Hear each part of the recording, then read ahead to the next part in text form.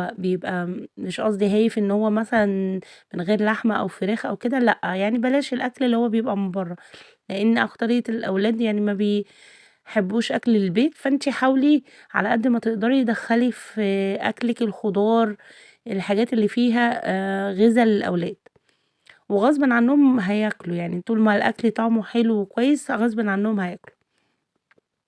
هنا كده كنت جِبت بصلتين كبار وقطعتهم قطع صغيرة زي ما أنتم شايفين، وبعد كده جِبت شوية من الزيت ومعلقة من السمنة، وبدأت بقى إيه أسيبهم كده يتعملوا على النار، وبعد كده كان معايا كده وراك، بتاع حوالي كيلو وراك وحطيتهم كده في حلة. أنا لمّا باجي أعمل الفراخ عمومًا ما باحبش أسلقها في مَيّة زي المعتاد يعني اللي بنعمله، لأ، باحب أدّيها تشويحة كده على النار، تاخد زي صدمة كده، وباقطّع معاها بصلاية وبابشر معاها طماطم، طبعًا باحط بقى التوابل اللي عندي، يعني مش ضروري توابل معيّنة، التوابل اللي عندِك حطيها، وبابدأ بقى إن أنا أسيبها على النار شوية، وهنا كانت طبعًا البصلة اتحمّرت وحطيت عليها الطماطم. هنا بقى بدأت إن أنا أقلّب الوراك اللي معايا، وبعد كده هابدأ أسقيها بالمَيّة السخنة، وهاسيبها بقى على النار لغاية ما تستوي. طبعًا كده أنا خلّصت الفراخ وخلّصت الصلصة بتاعتي. هنا هنبدأ نعمل إيه، جِبت حلة كده وبدأت أنزل عليها بشوية من الزيت، وحطيت طبعًا عليها الشعرية، وهنبدأ بقى نعمل الرز بتاعنا. كنت غسلت الرز وهنا بقى بابدأ أقلّبه زي ما أنتم شايفين كده. هابدأ أسيبه بس يتشوّح على النار شوية، وهاحط له كده شوية من الملح ومكعب من المرقة. بعد كده بقى هابدأ أسقيه طبعًا برضه بالمَيّة. عايزة أقول لكم الرز ده فلبيني اللي هو بتاع التموين، بس عايزة أقول لكم إن هو يعني بيزيد بكمية رهيبة، يعني النُص كيلو الرز هاوريكم دلوقتي ملاه الحلة قد إيه، حلو جدًا، مع إن أنا ما كنتش باقتنع أساسًا بالرز بتاع التموين ده أصلًا. وهنا بقى كنت طبعًا حطيت معلقة من السمنة، وهنبدأ بقى نعمل اللسان عصفور. هنا طبعًا كانت الصلصة بتاعتي اتسبكت، وكنت جايبة من السوق سبانخ مقطعاها و غسلاها، وهنبدأ بقى ننزل على الصلصة كده، هاسيبها بس إيه أمّا تنزّل المَيّة اللي فيها، وبعد كده هاسيبها. هنا بقى بُصّوا كمية الرز، ده يعني ده كده ولسه ما زادش، كان لسه عايز حبة مَيّة، هاسقيه كمان حبة مَيّة، وبعد كده هاوريكم زاد معايا قد إيه. هنا بقى هابدأ أسقي اللسان عصفور بالشوربة، هابدأ آخد كده من الحلة، طبعًا الفراخ كانت خلاص استوت، هابدأ أسقيه وبعد كده هاسيبه على النار.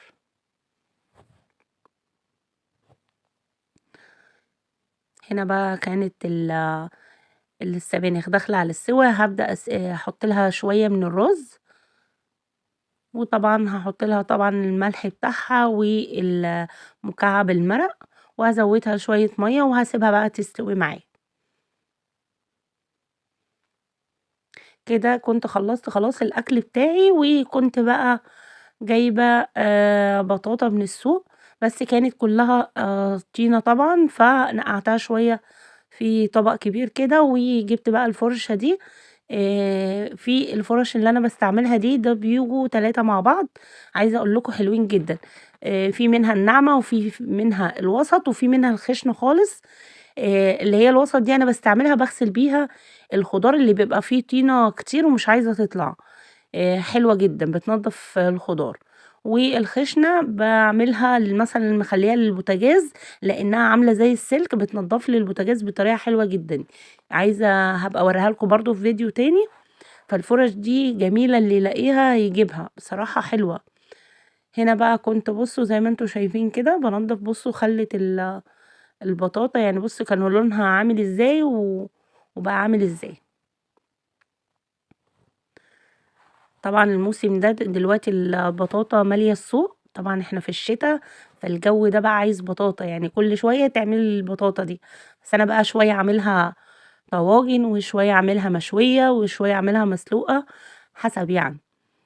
فأنا الأولاد عندي أمّا بيقولوا عايزين كذا باعملها لهم، ورخيصة يعني مش غالية في السوق، يعني أنا كنت جايبة الكيلو كانوا ال3 كيلو ب10، 3 كيلو ب10 فرخيصة أوي يعني، زي ما أنتم شايفين كده نضفتها وبقت زي الفل. عايزة أوريكم بصوا المَيّة بتاعتها عاملة إزاي. هابدأ بقى إيه، هي دي الفرشة اللي أنا باقول لكم عليها، هابدأ بقى أجيب الصاج كده بتاعي وهابدأ أرص ال البطاطا، وهابدأ أجيب السكينة كده زي ما أنتم شايفين، وهابدأ أفتحها كده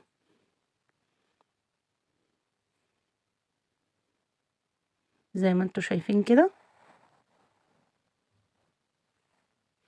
وهارصها. هابدأ بس أشيل الزيادات اللي هي في البطاطا دي، هارصها بقى، وبعد كده هاجيب شوية من السكر وهادلقهم على الوش كده، مش هاقلّبهم، أنا هاسيبهم زي ما هُم كده، وبعد كده هاجيب كوباية من المَيّة وهابدأ أحطها كده في الصاج عشان طبعًا تستوي معايا. هادخّلها الفرن، وبعد طبعًا ده بعد ما خرجت من الفرن عايزة أقول لكم طعمها زي العسل، بالذات أمّا بتبقى مشوية. ده كان شكلها وطعمها تحفة، تحفة، تحفة. تمام. هنا بقى كنت خلّصت البطاطا، وهنا كنت خلّصت طبعًا الغدا، وده كان شكله بعد ما خلص. ويا رب بقى الفيديو بتاع النهارده يكون عجبكم، ولو عجبكم ما تنسونيش بقى في اللايك والشير، وتابعوني عشان تستنوا كل الفيديوهات الجاية، وأقول لكم مع السلامة.